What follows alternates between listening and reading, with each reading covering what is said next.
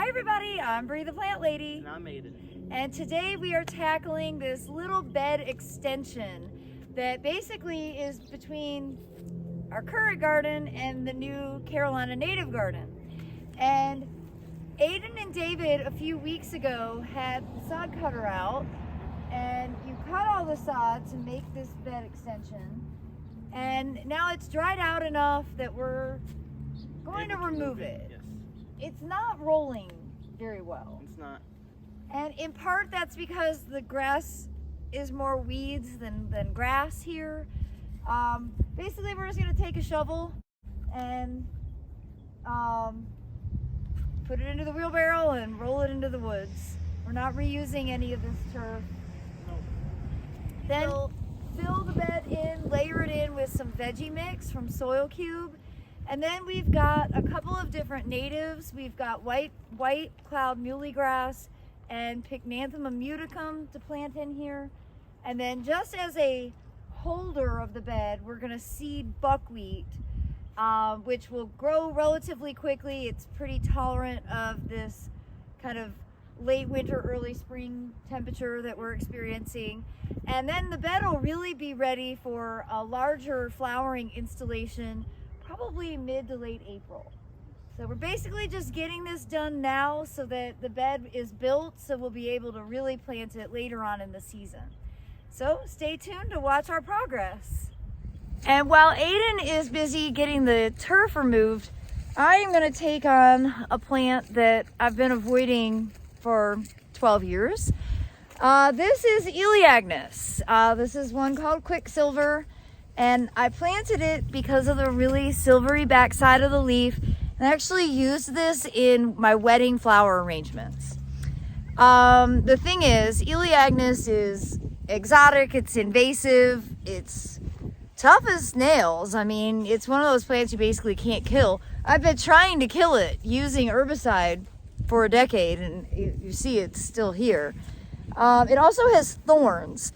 And the main reason that I hate it so much is because the day of my wedding, I was making flower arrangements and one of the thorns went like under my nail, and the whole day of the wedding, the whole time at the wedding, my finger throbbed and it was like on my mind the entire time.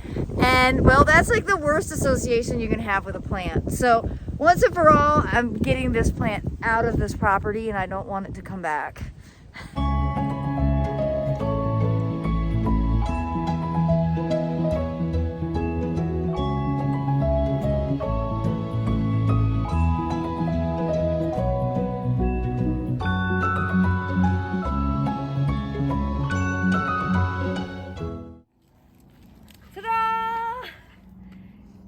Muscles over here got it out of the ground.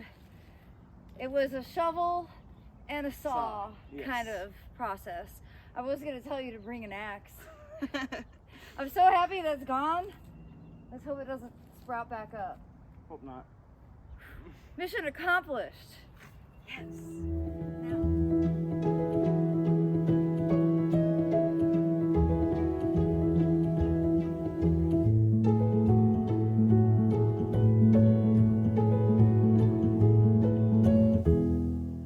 As we make progress on the other side, I'm going to go ahead and get these Trillium, which they're labeled cordifolia.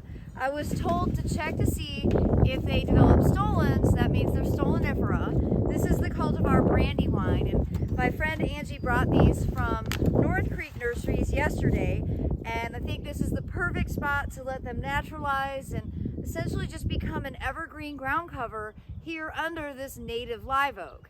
Now this shrub border is predominantly non-native, lots and lots of Asian plants in here.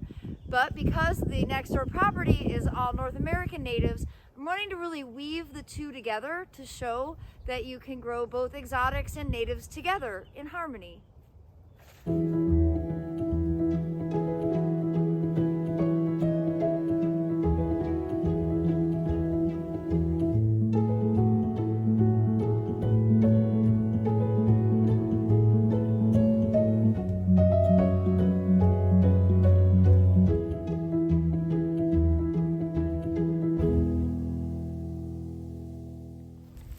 So we totally just got distracted with a baby lamb.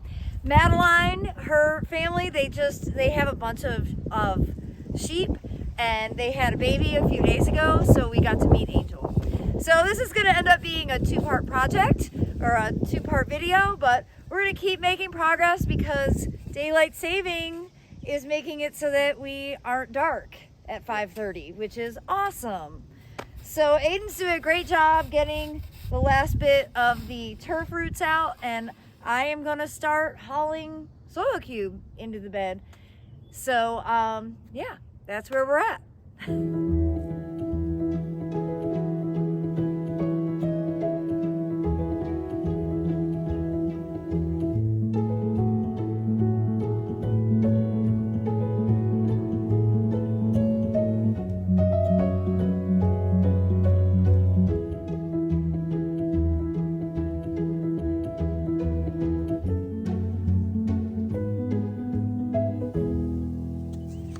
Well, as you can see, we've made a lot of progress today.